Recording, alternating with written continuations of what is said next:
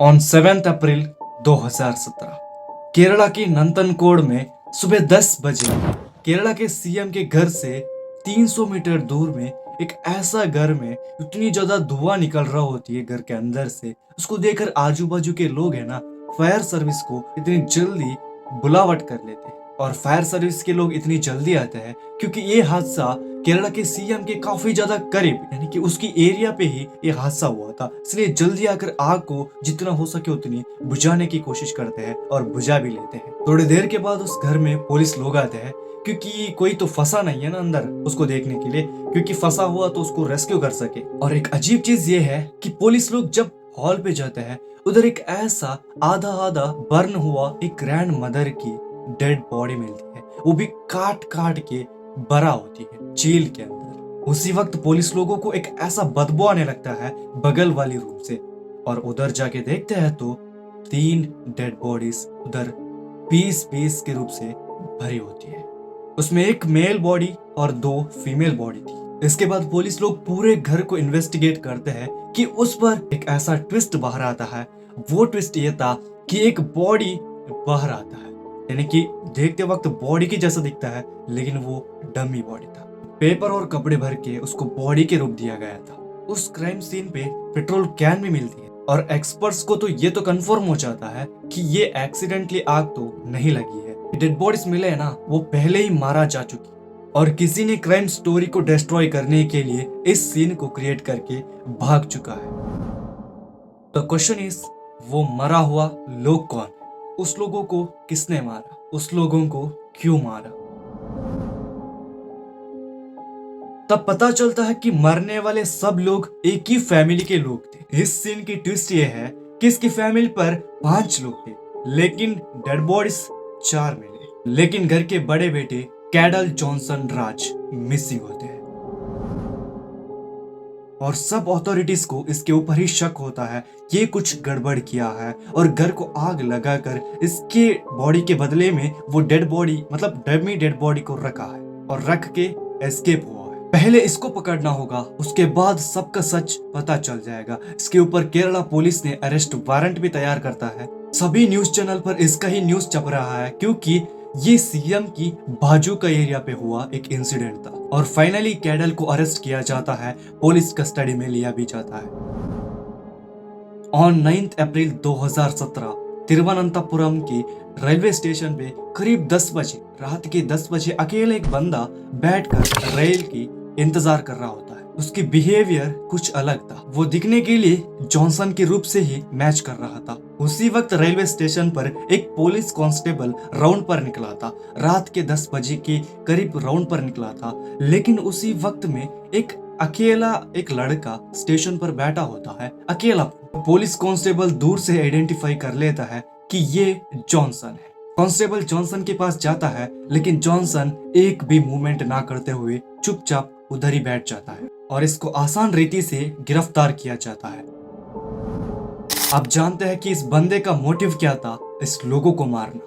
राज तंकन Johnson के father थे और एक हिस्ट्री प्रोफेसर भी थे और राज तंकन के वाइफ जीन पद्मा एक डॉक्टर थी। इस दंपति को 2 बच्चे थे, एक लड़का एक लड़की। लड़की का नाम था कैरोलाइन, लड़का जॉनसन। लड़की पढ़ने में काफी ज्यादा तेज थी, इसकी वजह से इसको चाइना में एक फ्री सीट यानी कि मेडिकल की फ्री सीट मिला हुआ था। लड़का कैडल ये पढ़ने में बहुत ज्यादा उदास था और सर पे पढ़ाई बिल्कुल नहीं चढ़ती थी। इसके कोई खास फ्रेंड सर्कल नहीं थे, लेकिन ये हर दिन है ना उठने के बाद जो कंप्यूटर के अंदर गेम्स ही खेलता रहता था। करीब 30 साल इसकी एज होने जा रहा है लेकिन अभी तक इसको सीरियसनेस नहीं आया है। काफी ज्यादा फैमिली लोग इसको डांटते थे लेकिन इसकी हर दिन के काम वो होती है, जब भी वो डांटने लगे जो गेम खेलने लग जाता था। वैसे ही नॉर्मल अपनी कंप्यूटर स्क्रीन को स्क्रॉल कर रहा था, लेकिन उस वक्त उसके आंखों के सामने एक ऐसा वेबसाइट ओपन होती है, उसमें लिखा होती है एस्ट्रल प्रोजेक्शन यानी कि आत्मयान। ये एक मेडिटेशन की टेक्निक है। जब हम मरने की स्थिति पर आते हैं ना, तब हमारा बॉडी से यानी कि हमारा आत्म बाहर जाने की जो चीज होती है ना, उसको एहसास करने की चीज को हम लोग आत्मयान बोला जाता है। और हम लोग उस आत्मा को हमारी देह छोड़ते वक्त एहसास कर सकते हैं और इसी प्रोसेस को एस्ट्रल प्रोजेक्शन बोला जाती है। इसके बारे में जानने के बाद जैक्सन को बहुत ज्यादा इंटरेस्ट रह जाता है इसके ऊपर और इसके टेक्निक्स को ऑस्ट्रेलिया में सिखाया जाता है वो भी पता कर लेता है। कैडल ऑस्ट्रेलिया जाने के लिए फिक्स हो जाता है। फादर से कहता है कि मुझे ग्राफिक डिजाइनर बनना है, इसी वजह से मैं सीखने के लिए ऑस्ट्रेलिया जाना चाहता हूँ। Parents agreed for his condition. जब भी कंप्यूटर स्क्रीन के अंदर घुस के रहने वाला ये बंदा एटलीस्ट एक चीज के अंदर इंटरेस्ट दिखा रहा है तो क्यों लोग मना करेंगे, क्यों फैमिली लोग मना करेंगे। लेकिन 6 महीने के बाद कैडल जॉनसन फिर से ट्रेनिंग के बाद इंडिया आते हैं।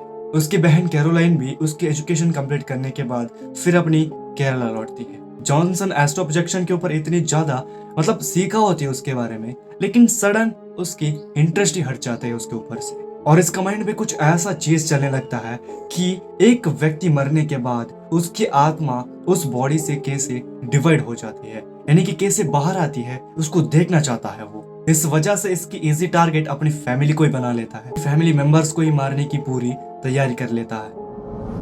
ऑन 5 अप्रैल 2017 अपनी घर के अंदर माँ और इसके अलावा कोई नहीं होता है और इसकी फायदा उठाते अपनी माँ से कहता है मैं गेम डेवलप किया हूँ, उसको देखने के लिए आप आ जाओ मेरे रूम में, और अपनी माँ को रूम के अंदर कुल्हाड़ी से मार देता है और अपनी माँ की बॉडी को पीस पीस करके वॉशरूम में डाल देता है। शाम होते वक्त अपनी फादर और बहन कैरोलिन घर वापस लौटते हैं। इसकी प्लान ऐसा था कि एक एक को ही मारना है। उस वजह से अपने फादर से कहने लगता है मैं एक ऐसा गेम डेवलप किया हूँ, आप मेरे कमरे के अंदर जाकर देख सकते हैं कि गेम कैसा है। वैसे ही अपनी फादर को कुल्हाड़ी लेकर मार देता है।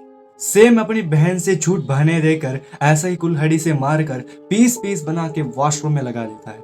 लेकिन अब घर में बची है केवल ग्रैंडमदर, उसका गर्दन पकड़ के मार देता है। खास फैमिली को मारने की सिर्फ कारण यह था कि जब लोग मरने के बाद आत्मा कैसे बाहर आती है उसको देखने के लिए था। जो एक्सपेक्ट करता है कि अब तो आत्मा दिखने वाली है, लेकिन वैसा तो कुछ नहीं होता और उसको किसी भी आत्मा नहीं दिखती है और ये पागल आदमी ऐसा सोचने लगता है कि मारने के तरीका में कुछ गड़बड़ था। अब क्या करता है, 2 दिन उस बॉडी के साथ में ही सोचने लगता है कि अब मुझे क्या करना है। तब एक आइडिया आता है उसको, घर पे आग लगा देंगे और मेरे बदले में एक डम्मी बॉडी रखकर घर को छोड़ के भाग लेंगे, तब तो सब बॉडी डेमोलिश हो जाएंगे ना, आग के साथ बर्न हो जाएगा ना। वैसे एक मास्टर प्लान बनाया जाता है और घर पे पेट्रोल लगा के आग लगाकर भाग जाता है। ये सब बात पुलिस लोगों के सामने बोलते वक्त अथॉरिटीज को शॉक हो जाता है कि एक मनुष्य ऐसा कैसे कर सकता है। और क्रीपी बात यह है, अपनी खुद की फैमिली को मारने के बाद भी इस पागल की चेहरे पर एक ऐसा मुस्कान तो देखो, ऐसा लग रहा है मैं तो कुछ किया ही नहीं हूँ, थोड़ा सा भी गिल्टी फील नहीं हो रहा है। चाहिए तो आप लोग इसके अरेस्ट वीडियोस देख सकते हो